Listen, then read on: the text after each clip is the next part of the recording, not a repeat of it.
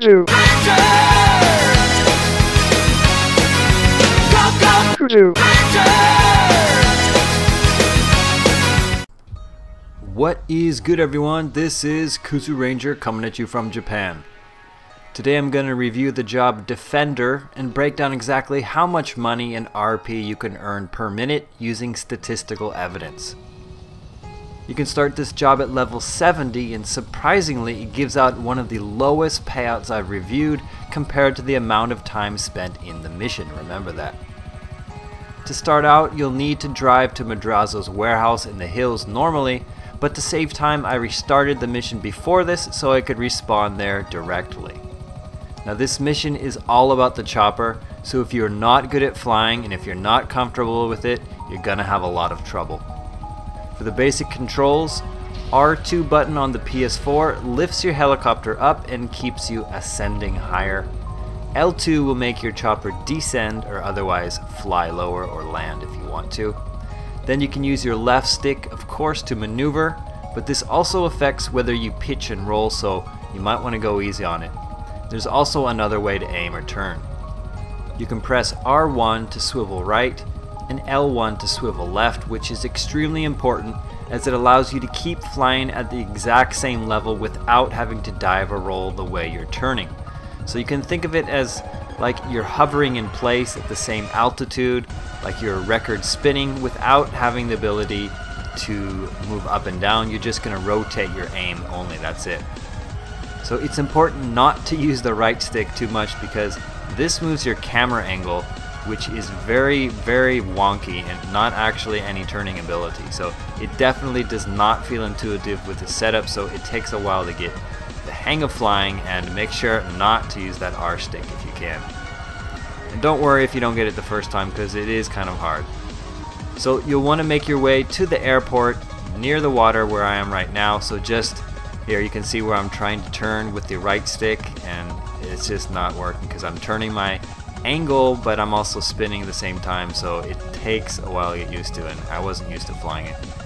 Sorry about this bad flying. I probably did waste about 10 or 20 seconds here, which does actually affect my efficiency a little bit, but it only affects it by probably $100 or about 20 RP. So obviously the straighter your line of flight to the yellow marker, the most direct your travel path and the most time you're going to save. So once you get here to the airport, you need to help protect Madrazo's associate and escort him back to Sandy Shores Airfield, which is basically making a U-turn towards kind of where you started. Now this is where it finally gets to some action parts.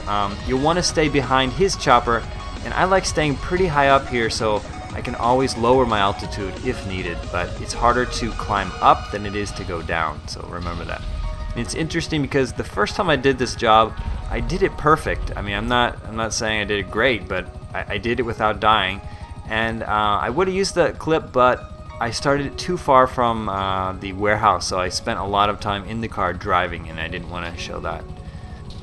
Then I tried a handful of times, and I kept failing in the helicopter battles, though they really aren't that hard. The big key here is knowing where the enemy choppers are coming from, how to approach them, and making sure to use your lock-on missiles. And you'll know if you have your missiles if you see a square aiming sight on your screen.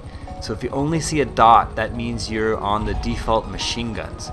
To change weapons, you can use square, and then you use X to fire. And note that pressing triangle will make you jump out of the chopper, so keep your finger off of that. So basically, aim your square sights at the closest incoming chopper and try to keep him directly in your line of view. And when you get close enough, you'll hear the lock-on start to activate, and you'll see a visual clue. So when the square turns red, that's when you fire and you have the definite lock-on, and I suggest using both missiles at once just to make sure you get that kill. It really doesn't hurt since reloading is relatively quick if you're only engaging one chopper at a time, so you'll have enough time to do that. The tricky part is having proper control of your chopper, so you always want to be lined up on your target and staying within range. If you let the enemy gain too much distance, then they're going to take out Madrazo's man, and he's going to die and you're going to fail the mission. So try and stay as close to him as possible. The other tricky part is sometimes the enemy is going to fly right past you and start circling you, and then they'll even start firing on you and causing some serious damage.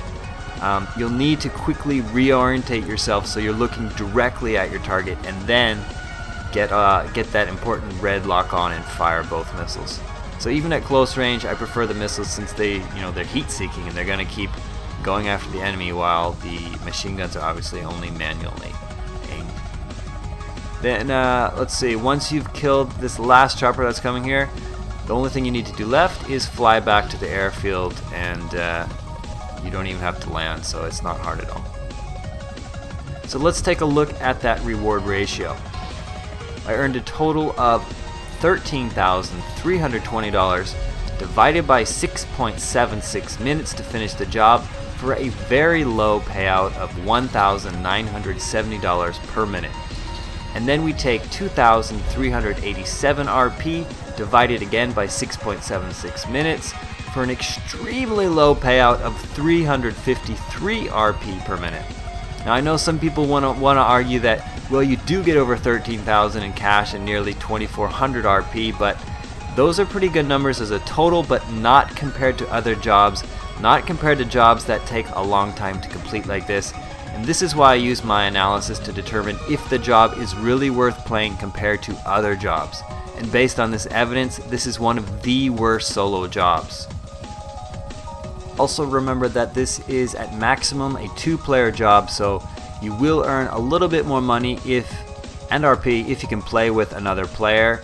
You get some more if he's a friend, and even more if he's a friend and a crew member, so always try doing that if you can for better rewards. Alright, if you found this video helpful, don't forget to hit that like button and subscribe to my channel for more job reviews, more stats analysis, and more tactical advice. Thanks for watching, guys. This has been Kuzu Ranger. Boo!